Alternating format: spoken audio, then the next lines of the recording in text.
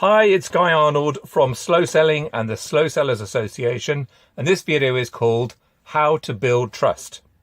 Now, we all know that trust is valuable. Trust increases speed of transactions. Trust is the oil that lubricates commerce and your day-to-day transactions. So trust is valuable and worthwhile, but there's very, very little information out there about how to actually build trust on a step-by-step basis. Now, we at Slow Selling, our aim is to put step-by-steps into all of these areas to help you in your busy lives. You've already got too much to do, to help you build step-by-step, build trust, build all the other things that we talk about. So, without further ado, trust. How do you do it? Well, first of all, there's two types of trust. First type is what we would call subconscious trust. This is where a brand has invested over the long term in building your trust by delivering continual excellence. So a brand like Apple would fit with this, or Mercedes, or something like that. A brand that stands for quality and trustworthiness in execution. And the second type is conscious trust, which is where it may be in a one-to-one action or a meeting or whatever it is, where you build trust through processes, through systems, step by step. Now, the good news is that for both of these, the process is the same. And in fact, the short-term conscious trust should only ever be seen as a step-by-step approach to building long-term subconscious trust in your brand or organization or person. So, all our stuff in Slow Selling follows four principles, the four principles of human behavior. Principle number one, we all have a set of beliefs inside ourselves, and our beliefs are what drives us from all of our background experiences and upbringing.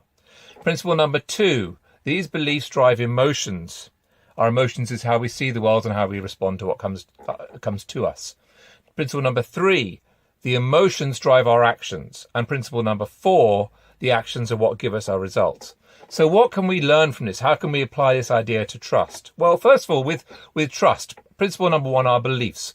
We need to have a belief that acting in a trustworthy way is a valuable thing to do, no matter what, whatever the situation and whatever happens. It's easy to be trustworthy when things are going well and life is rosy.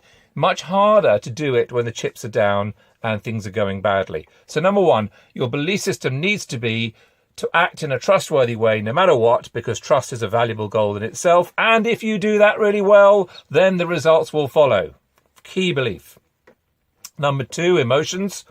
You need to understand your customers. What are their fears and what are their desires? What are their fears emotionally? What are they afraid of doing wrong, getting wrong, or being wrong? And desires, what do they want? What are they trying to achieve emotionally? What are the feelings inside themselves they're trying to achieve from using your product? Now, we have a lot of material on this idea of the customer's real needs, so please see our other material on that in other places. Number three, actions. You need to take steps every week, step by step, to build trust in your actions so that you are seen as acting in a trustworthy way. And over the long term, you build this idea of the subconscious trust.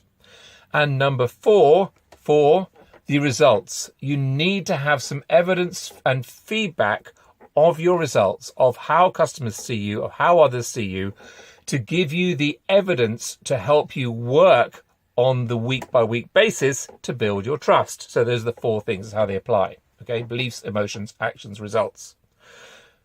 Well, that's easy to say, hard to do. What can you actually do? It's a huge subject. You're busy. You've got a lot on your plate. What can I help you actually do on a day-to-day basis? Well, I reckon there is 7 steps that you can do. Number one is see trust as a key advantage. Absolutely get it inside your head. Be passionate, committed, and obsessive about trust and acting in a trustworthy way. See it as non-negotiable. I act in a trustworthy way without exception. That should be the belief system. Number two, do trust. I act in a trustworthy way. Once you see it in the right way, do it in the right way. Now, trust is a mixture of two things. First, character, and second, competence. Okay, so character, work on integrity, care, and communication. Okay, communication, lots of skills in communication. We offer a lot of information on that, so let's see our other material on that. And two, competence, continual learning, feedback, working on getting it right physically for the customer, and the character is getting it right emotionally for the customer. So character and competence, to care about getting it right. Number three. See trust as a key value. Okay, so if you value trust, you must set trust as a key value for your business, for your team, for yourself. And it needs to be something that you will then start measuring.